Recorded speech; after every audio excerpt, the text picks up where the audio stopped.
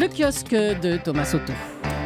Des orages à tous les étages dans vos quotidiens ce matin. Ce qu'aujourd'hui en France, Julie résume assez bien avec ce « le ciel nous tombe sur la tête ». Et les stars en photo, ce sont les grêlons que l'on retrouve dans la Charente libre, la Nouvelle République, le Courrier Picard, etc., etc. Des orages aussi au Front National. Oui, là ça gronde entre le père et la fille. Marine Le Pen, tentée par le parricide, titre l'Opinion. Il y a du rififi antisémite chez les Le Pen, enchaîne l'Est républicain.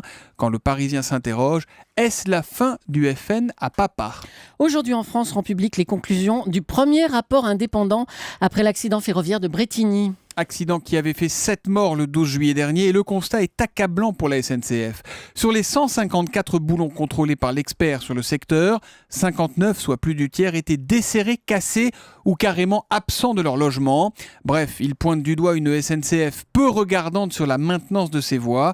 Vu l'état des voies, l'accident était inévitable, écrit l'expert. Alors il y a quand même un technicien qui nuance toutefois ses propos. Un boulon manquant, dit-il, ne fait pas dérailler un train.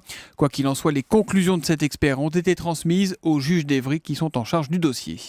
Et puis, à l'avant-veille du coup d'envoi de la Coupe du Monde brésilienne, les journaux s'inquiètent beaucoup pour celle de 2022. Sujet commun traité par le Figaro et l'Opinion.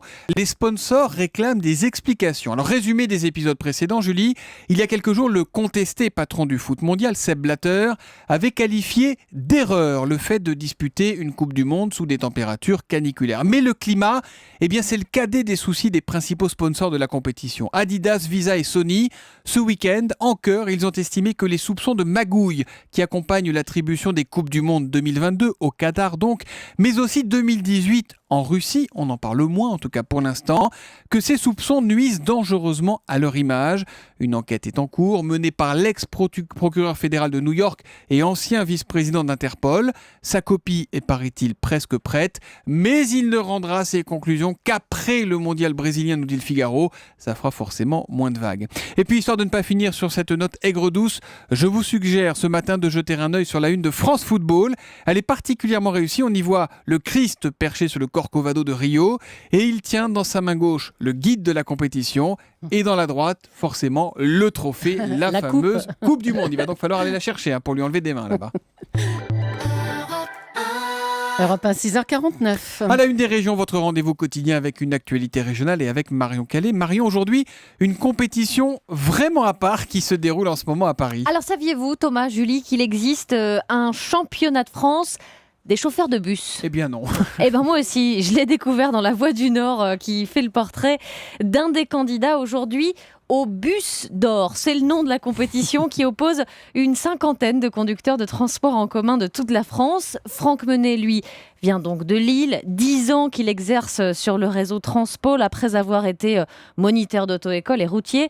C'est le meilleur d'entre nous, dit tout simplement son chef. Premier, en effet, des sélections internes de son transporteur, avec notamment un slalom sur un parking à faire en 3 minutes 50. Trop vite ou pas assez, ce sont des pénalités qui tombent.